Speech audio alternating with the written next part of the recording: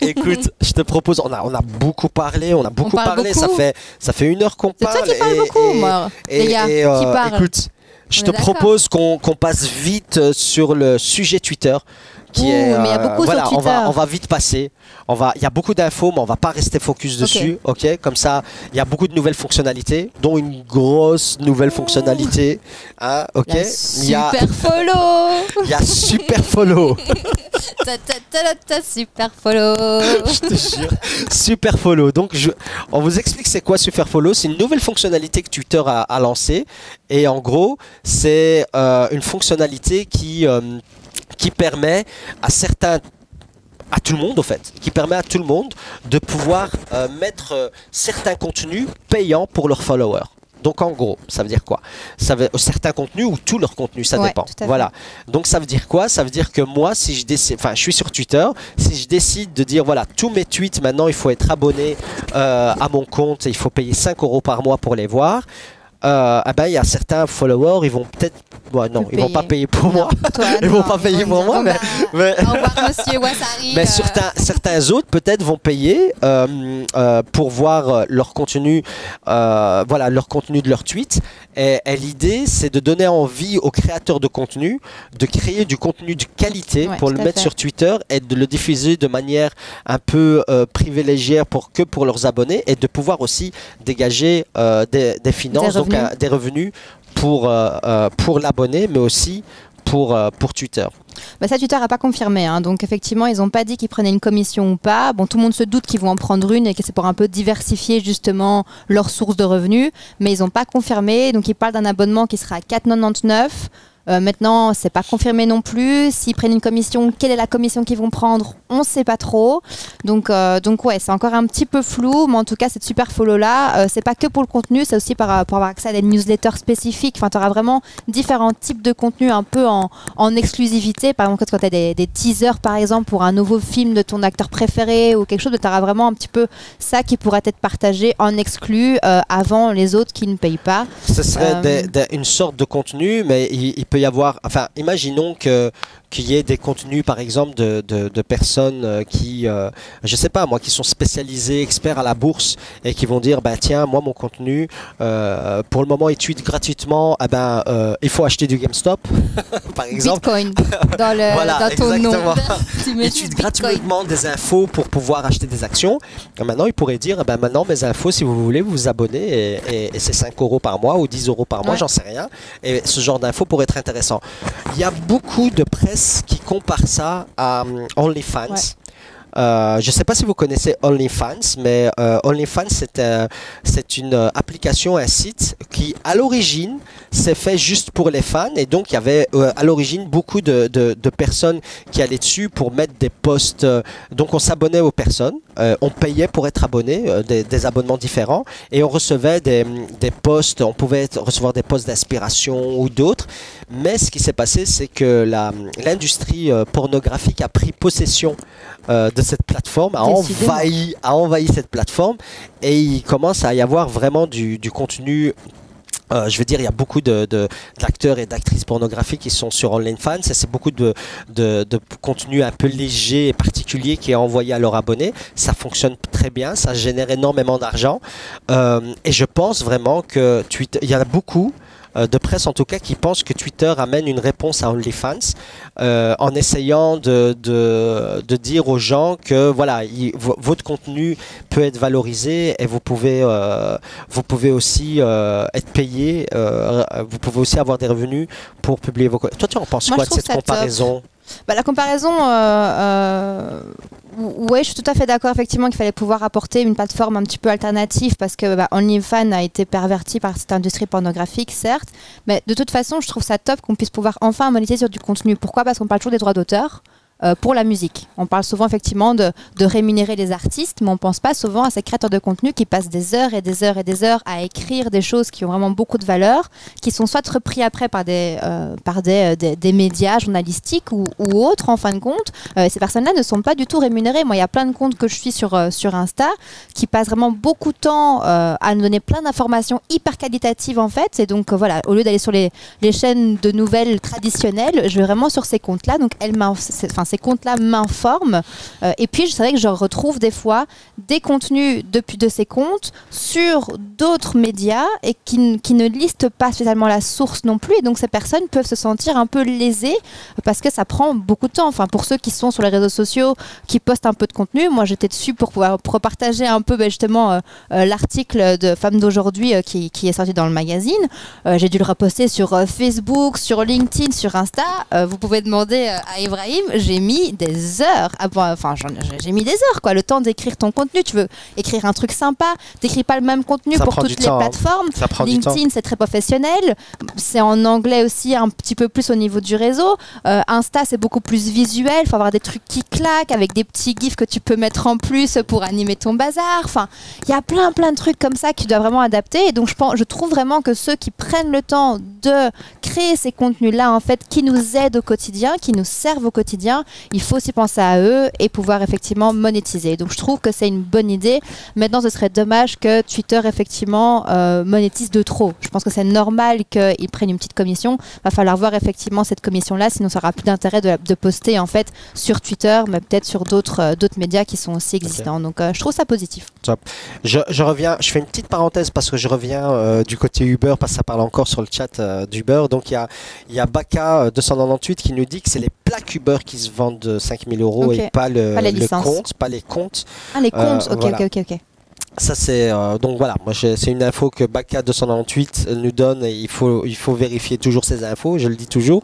Et puis il y a Ezekiel 91 qui nous dit tous les taximans ne sont pas mauvais, c'est un noble métier. Ezekiel, on n'a jamais dit que les taximans étaient mauvais. Les taximans sont aussi victimes que les chauffeurs Uber, c'est ce qu'on dit et ça doit être très clair. Et donc on ne jette pas la pierre aux taximans, on essaie juste de discuter pour essayer de trouver une solution qui soit plus globale, que ce soit pour les taximans, pour les chauffeurs Uber, mais aussi pour les citoyens qui utilisent ces deux services-là. On n'a jamais pointé du doigt les taximans. Et donc voilà, moi par rapport à Twitter, je pense que voilà, ça peut être un business model. Moi je comprends pas, enfin je sais pas s'ils pourront concurrencer OnlyFans, mais ouais, ça sera peut-être pour certains gourous et peut-être des acteurs porno, j'en sais rien. Mais voilà, je pense pas que ça peut vraiment amener quelque chose de plus que ça. Par contre, c'est un truc aussi que Twitter a lancé, c'est Space. Si tu en as entendu parler. Ouais, alors Spaces, et j'aimerais bien discuter de ça avec vous, tiens, parce que moi, je trouve ça un petit peu perturbant qu'en fin de compte, on va se retrouver avec 5 médias sociaux qui font tous la même chose. Et les gars, ça s'appelle les Fleets sur Twitter, depuis donc maintenant quelques mois, on a Fleets, donc les stories. Sur Twitter, on a des stories sur Facebook, des stories sur LinkedIn, des stories sur Insta. À un moment donné, je pense que chaque média a vraiment sa spécificité. Le fait que tu aies toutes les mêmes features dans tous les médias, en fin de compte, je vois pas l'utilité. Moi, je vois que moi, je pense que pour Twitter, ça a du sens. De mettre vraiment de mettre Spaces. Ouais, je pense que t'imagines que tu arrives à avoir une partie de tes abonnés en vocal sur une comme en fait Spaces, c'est quoi? C'est le Clubhouse. C'est le Clubhouse de Twitter. Mais c'est pour ça justement, tu vois, Clubhouse existe et c'est sorti juste après Clubhouse, donc en fin de compte, tu vois, c'est pour reprendre des parts de marché, tu vois, mais c'est clair, c'est pour répondre à Clubhouse, ça c'est clair et net, mais ça veut pas dire que ça va fonctionner. Mais moi je pense que pour Twitter, juste pour Twitter, ça a du sens, avoir tous tes followers dans une room et pouvoir discuter avec eux.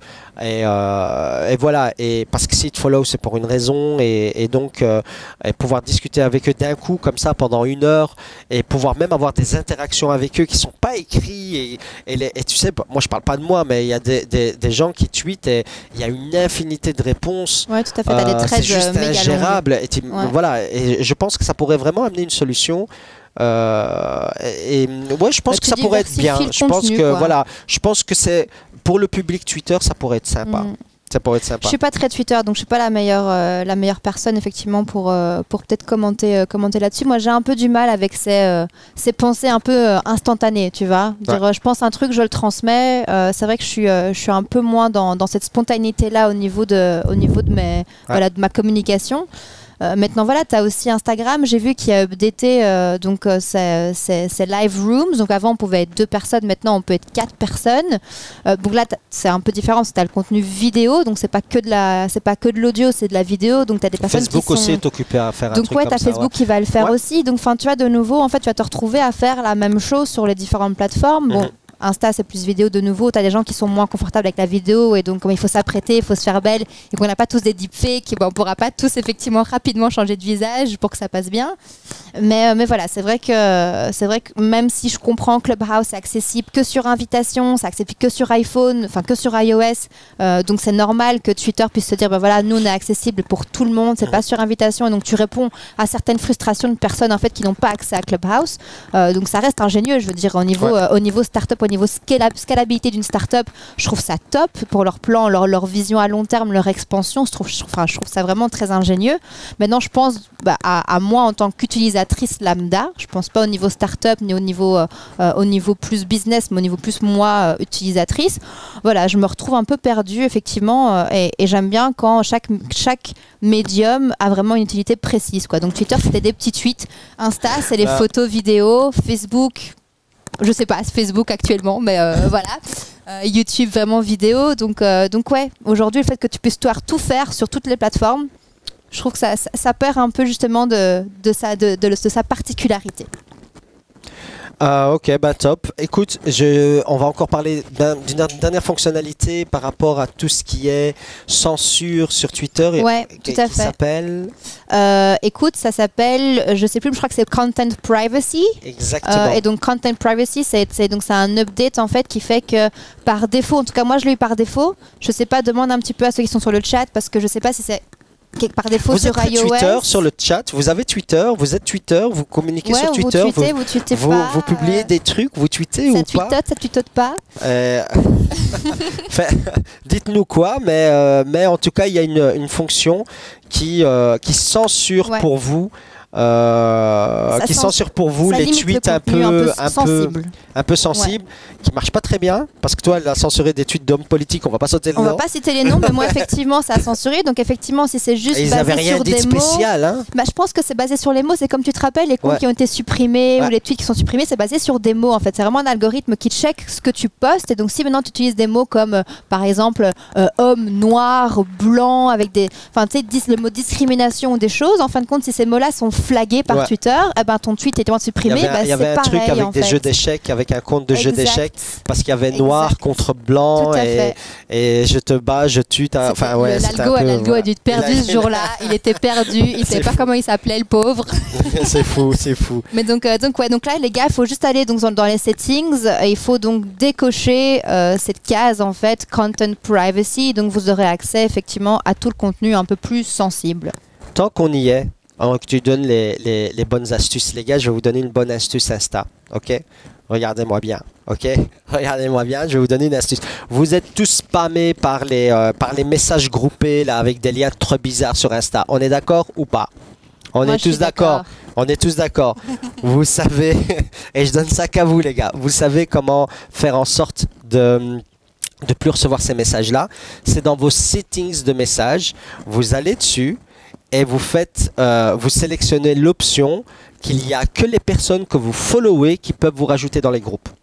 Moi, j'ai l'option, ça a fonctionné. Précise que c'est pour Android. Hein. Non, je pense pas que c'est pour Android. Non, mais sur iPhone, c'est pas la même chose. Je pense que c'est sur ton compte que c'est pas la même chose. Je pense vraiment. Je sais que je suis spéciale, les gars, vous avez des iPhones, pas de le gain, vous avez des iPhones, faites ça tout de suite et prouvez-lui que ça fonctionne. Donc il y a une option quand vous allez dans les settings, vous avez privacy je crois, et privacy, direct messages, et normalement là-dedans vous devriez avoir effectivement les settings de vos messages privés. Et là, ça va vraiment vous permettre de plus recevoir ce genre de messages. Moi, je l'ai fait la semaine passée, ça a changé ma vie. Bah, en même temps, non, mais je te jure. Mais attends, mais ils me spammaient ces trucs, laisse tomber. Toutes les 2 heures, moi j'en ai effectivement, c'est des demandes, mais que je vous dis, moi c'était pas accessible depuis mon mobile. Et donc voilà, il faut que je check via mon PC, si sur le PC c'est accessible. En tout cas, sur iPhone, sur iOS, c'est pas du tout pareil que sur Android. Sur Android, c'est beaucoup plus direct, je vais dire. C'est tac, tac, tac, 3 clics et on y est. Sur iPhone, il faut un peu plus chipoter, quoi. Ok, je vais faire un petit tour au chat. Là, il n'y a pas beaucoup de gens qui ont Twitter. Par contre, il y a Paki1678 qui nous dit moi, je regarde que les clashs sur Twitter. Les gens ont beaucoup d'inspi sur Twitter. Et ça le fait rire. Et il y a aussi Molem Sister qui nous dit que Twitter n'a pas bonne réputation avec le Covid. La haine a pris trop de place. Et donc... Voilà. Donc, ils sont pas très Twitter, nos viewers sur Twitch. Petite info sur Twitter, et puis après on passe à autre chose. Je peux ou il n'y a pas le time? Vas-y, dis-moi. Donc j'avais lu que quand ils ont supprimé donc, le compte de Trump, qui était quand même le compte le plus suivi de manière internationale, ils pensaient avoir une chute d'utilisateurs à mort, et en fin de compte, ils n'ont jamais eu autant de nouveaux utilisateurs depuis le mois de janvier. Donc le mois de janvier 2021, ça a été un mois record en fait pour l'acquisition de nouveaux utilisateurs, malgré le départ de Trump en fait. C'est peut-être Trump qui bloquait les utilisateurs. C'est peut-être Trump qui le bloquait. Voilà, effectivement. Maintenant, t'as plein de Nord-Coréens en fait qui peuvent avoir accès à Twitter qu'ils n'avaient pas avant, ou qui sait.